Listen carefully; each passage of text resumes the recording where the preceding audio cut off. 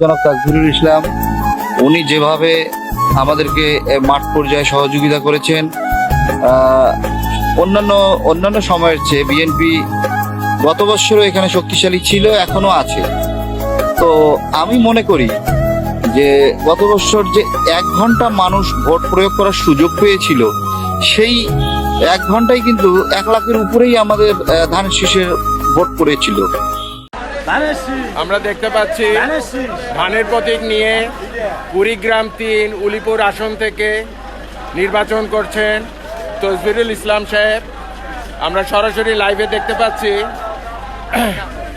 উনি বিপুল সমর্থন নিয়ে তার দলের নেতাকর্মীদেরকে নিয়ে ভোটারদের কাছে দাঁড়ে দাঁড়ে গিয়েছেন, ভোটারদের শুভেচ্ছা বিনিময় করেছেন এবং 30 তারিখে ওনার পক্ষে বিজয়ের মালা বরণের জন্য এই দেশে ভোটের অধিকার প্রয়োগ করতে পারলাম না।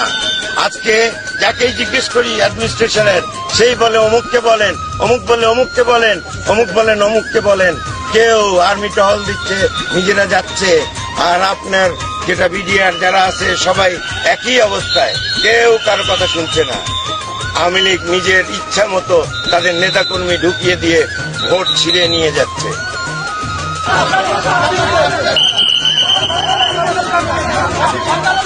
এই 1 যুগ ধরে আজকে আপনি পদ্মা ব্রিজ, আজকে 1 যুগে পদ্মা ব্রিজের 1/10 করতে পারেন নাই, 10 ভাগের 1 ভাগও করতে পারেন নাই।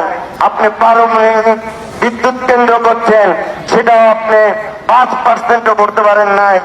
আপনি আজকে ঢাকা চিটাগং মহাসড়ক হাত দিয়েছেন, সেটারও আপনি তার 50% করতে পারেন নাই। তা আপনি করছেন কি? আপনার নেতা কর্মীরা এই দেশে এখন চোর ডাকাতের উৎসব চলছে, চুরির উৎসব চলছে।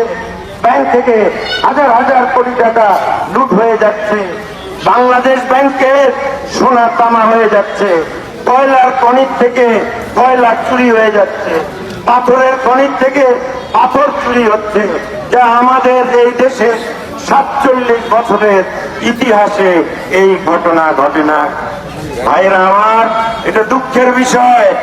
আমরা শহীদ প্রেসিডেন্ট জিয়া রহমানের আদর্শে এবং খালেদা জিয়ার নেতৃত্বে আমরা যারা রাজনীতি করি, আমরা বিশ্বাস করি যে দেশের অর্থনীতিকে শক্তিশালী করতে হলে গ্রাম ভিত্তিক অর্থনীতি দাঁড়া করাতে হবে। মানে আমাদের উনি যেটা বলতেন শহীদ প্রেসিডেন্ট জিয়া রহমান, 68,000 গ্রাম বাঁচলে বাংলাদেশ বাঁচবে।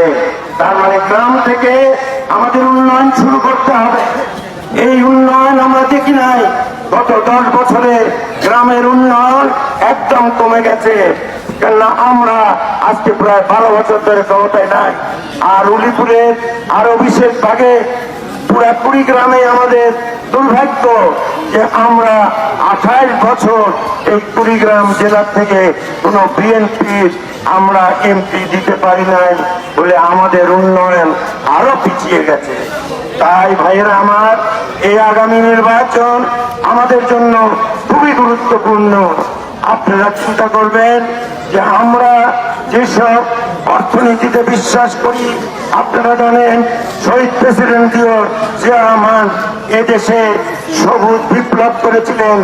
উনি চায়নার থেকে আপনাদের উন্নত মানের ধানের বীজ এনেছিলেন, শ্যালো মেশিন এনেছিলেন, উনি টিউবওয়েল দিয়েছিলেন, উনি অনেক কিছু করে এই দেশে এই সবুজ বিপ্লব করেছিলেন। ওনার যে বিশ্বাস ছিল আপনারা গ্রামের অর্থনীতিকে উন্নয়ন করেন, সেটা হচ্ছে আপনারা ক্ষেত খামার করেন, আপনারা এখানে মাছ চাষ করেন, আপনারা এখানে গরু চাষ করেন, ছাগল চাষ করেন। সেটাতে আমাদের সরকার আপনাদেরকে সহযোগিতা করবে এবং অল্প সুদে আপনাদেরকে ঋণ দিবে, যাতে আপনারা আপনাদের স্বনির্ভর একটা অর্থনীতি গ্রামে তৈরি করতে পারেন। এটাই ছিল শহীদ প্রেসিডেন্ট জিয়া রহমানের স্বপ্ন। আর আরেকটা, উনি যখন একবার উলিপুরে এসেছিলেন, উনি আমাদের এই যুবকদেরকে ডেকে বলেছিলেন এই এলাকায় কোনো আপনার এই যুবকদের কোনো বেকারত্ব সমাধানের কোনো সমস্যা সমাধানের কোনো ব্যবস্থা না। করেছিলেন, উনি একটা জুট মিল করেছিলেন ওই স্কুলে। আপনারা জানেন তার কিছুদিন পরে ওনাকে হত্যা করা হয় এবং তারপরে এই প্রেসিডেন্টের সাথ আমাদের চাচা এই লাঙ্গল মার্কা এসে আমাদের ওই মিলটি বন্ধ করে দেয়। এখনো 33 একর জমি আমাদের উল্টপুরে কেনা আছে, কিন্তু সেখানে এখন পর্যন্ত ওই মিলটা হয় না। কুড়িগ্রামে উনি একটা টেক্সটাইল মিল করে দিয়েছিলেন, কিন্তু সেই টেক্সটাইল মিলটা কোনো উন্নয়ন হয় না, কেউ আর তার উন্নয়ন করে না।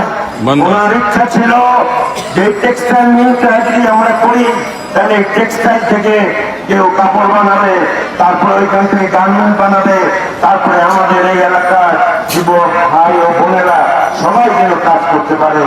আর জুট মিলটা যদি করি তাহলে আমাদের কি উপকার হবে? শুধু